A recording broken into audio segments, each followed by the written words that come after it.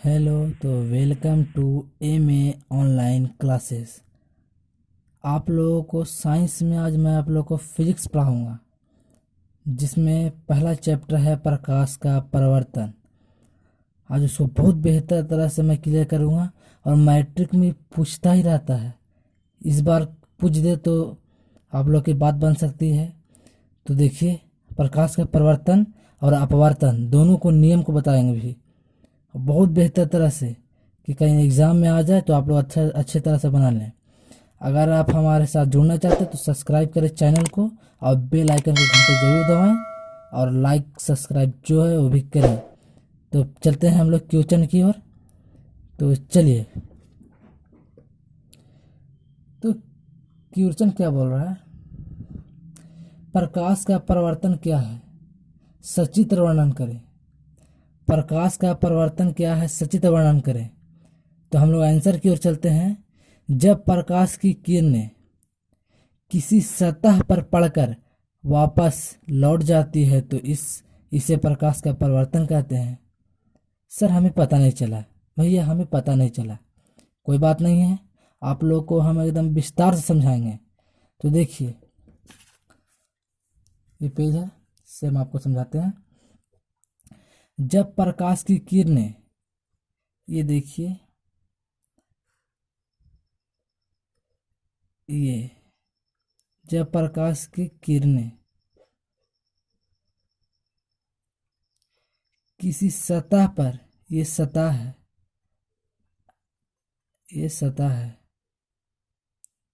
तो क्या बोला? जब प्रकाश की किरणें किसी सतह पर पड़कर, सतह पर पड़ा कर वापस लौट जाती है, तो ये देखिए रिटर्न चली गई। ये प्रकाश यहाँ से आई। जब प्रकाश की किरणें किसी सतह पर, ये सतह है, इस पे पड़ा पड़ा और रिटर्न चला गया, वापस लौट जाती है, तो इसे प्रकाश का परिवर्तन कहते हैं। ये तो हो गया। और दूसरा चीज कि जो बीच में होता है उसको हम लोग अभिलंब कहते हैं। ये हो गया, बीच वाला को हम लोग अभिलंब कहते हैं, अभिलंब। इसको हम लोग जो बीच में भर रहा है, काट रहा है, उसे अभिलंब कहते हैं। और जो आ रही किरण की सतह पड़ रही है, तो ये आ रही किरण आखिर आ ही ना रही है, तो आ रही है, तो इसे आपतित किरण कहते हैं, आपतित किरण। और ये जो लौट रही है, जा रही है, पढ़ने के बाद लौट रही है, तो इसे हम लोग कहते हैं परावर्तित किरण, परावर्तित किरण। और एक चीज और, कि इसको कहते हैं आपतन बिंदु। जो बिंदु जिस पर पड़ा, सतह पर पड़ा कर वापस लौट जाता है, तो इस बिंदु के हम लोग कहते हैं आपतन बिंदु। इसको कहते हैं हम लोग आपतन बिंदु। और ये आपतित किरण और अभिलंब, ये अभिलंब है।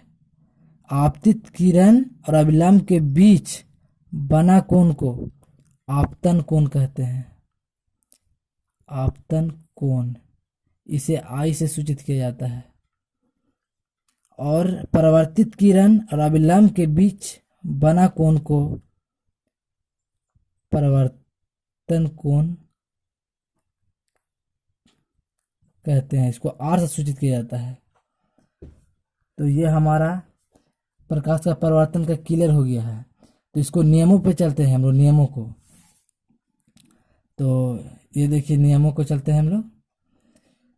तो क्या बोल रहा है नियम? कि प्रकाश के परिवर्तन के दो नियम होते हैं।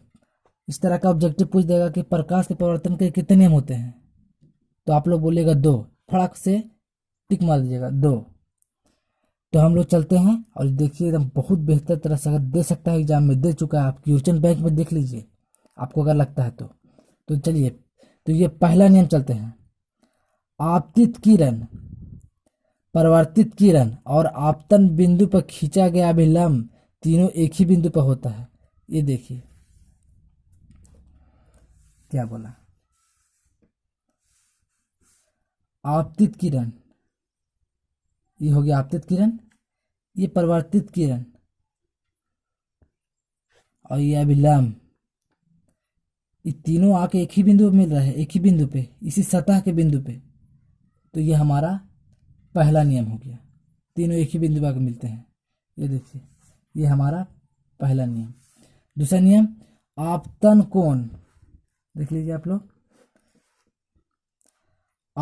ये देखिए दूसरा नियम, आपतन कोण परावर्तन कोण के बराबर होते हैं। यानी ये जो आपतन कोण है, ये आपतन कोण, ये आपतन कोण परावर्तन कोण दोनों बराबर होते हैं। अगर आपतन कोण 40 डिग्री तो परावर्तन कोण भी 40 डिग्री। अगर आपतन कोण 90 तो परावर्तन कोण भी 90, दोनों सेम होता है। तो ये हमारा प्रकाश का परावर्तन नियम खत्म हो गया। और देखिए अर्थात में कर सकते हैं आप लोग, कोण आई बराबर कोण आर। ये हमारा पहला नियम और दूसरा नियम खत्म हो गया। तो प्रकाश का परावर्तन हमारा क्लियर। और अपवर्तन पे चलते हैं हम लोग। तो ये देखिए प्रकाश का अपवर्तन क्या है। तो प्रकाश का अपवर्तन है क्या, किसे कहते हैं हम लोग। तो देखिए, जब प्रकाश की किरणें एक माध्यम से चलकर दूसरे माध्यम में, जैसे हम लोग बोलते हैं कि गया से चलकर पटना पहुँचे, पटना से चलकर मुंबई पहुँचे, तो उसी तरह से एक माध्यम से चलकर दूसरे माध्यम में प्रवेश करता है तो वो अपने मार्ग से मुड़ जाता है। मार्ग का मतलब हो गया, ये जो मार्ग है इसका मतलब हो गया रास्ता, रास्ता से मुड़ जाता है। तो सर हमें समझ में नहीं आया, भैया हमें समझ में नहीं आया, कोई बात नहीं है। तो देखिए आप लोग को हम लोग एकदम चित्र के साथ विस्तार में एकदम समझाएंगे, एकदम डिटेल में। तो देखिए क्या बोल रहा है कि जब प्रकाश की किरणें एक माध्यम, पहले इस तरह का हम ड्रा कर दिए, एक माध्यम से चलकर, यानी देखिए ये पहला माध्यम है, एक माध्यम, ये पहला माध्यम दूसरा माध्यम, तो ये पहला माध्यम है। एक माध्यम से चलकर दूसरे माध्यम में जैसे ही इसमें प्रवेश करता है, जैसे ही अंदर इसमें प्रवेश कर लगता है तो अपने मार्ग से मुड़ जाता है, यानी अपने रास्ता से मुड़ जाता है। हालांकि जाना चाहिए यहाँ ऐसे ऐसे, लेकिन ये कट जाता है, इधर मुड़ जाता है। आप लोग नहीं समझे? समझे तो प्लीज ओके बोलिए और कमेंट में लिखिए।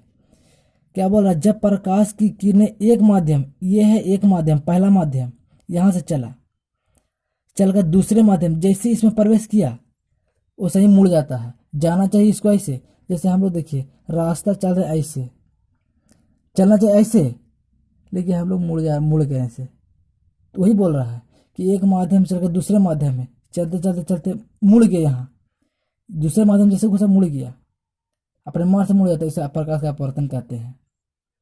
इस तरह के वही अभिलंब जो आ रहा है एक माध्यम से निकल रहा है वो आपतित किरण, और जो मुड़ गया है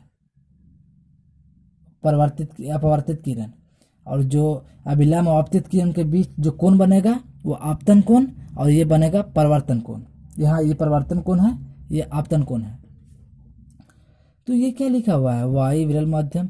तो ये लिखा हुआ है कि ऊपर की जो सतह है उसे विरल माध्यम कहते हैं, हवा, और नीचे की जो सतह है यानी दूसरे माध्यम वो पानी है, उसे सघन माध्यम कहते हैं। तो बोलेगा ऑब्जेक्टिव में इस तरह का कि विरल माध्यम में प्रकाश की चाल अधिक होती है या कम होती है। तो हम लोग बोल सकते हैं कि विरल माध्यम में प्रकाश की चाल अधिक होती है। ठीक है, आप यही सोच रहे हो कि ऊपर की सतह में प्रकाश अधिक क्यों होता है। तो वायु में प्रकाश अधिक होता ही है, इसलिए कोई मंडल में आता है, और नीचे की सतह यानी पानी में तो वहाँ कम होता है। तो आप लोग ये समझ गए होंगे, जो डायग्राम है आप लोग समझ गए होंगे। अगर नहीं समझे होंगे तो प्लीज़ बोलिए, कोई प्रॉब्लम हो तो चलिए हम लोग इसका नियम पे चलते हैं। तो प्रकाश के अपवर्तन के दो नियम होते हैं, इसके भी दो नियम होते हैं, परावर्तन के भी दो नियम, अपवर्तन के भी दो नियम। तो पहला नियम देखिए, आपतित किरण अपवर्तित किरण।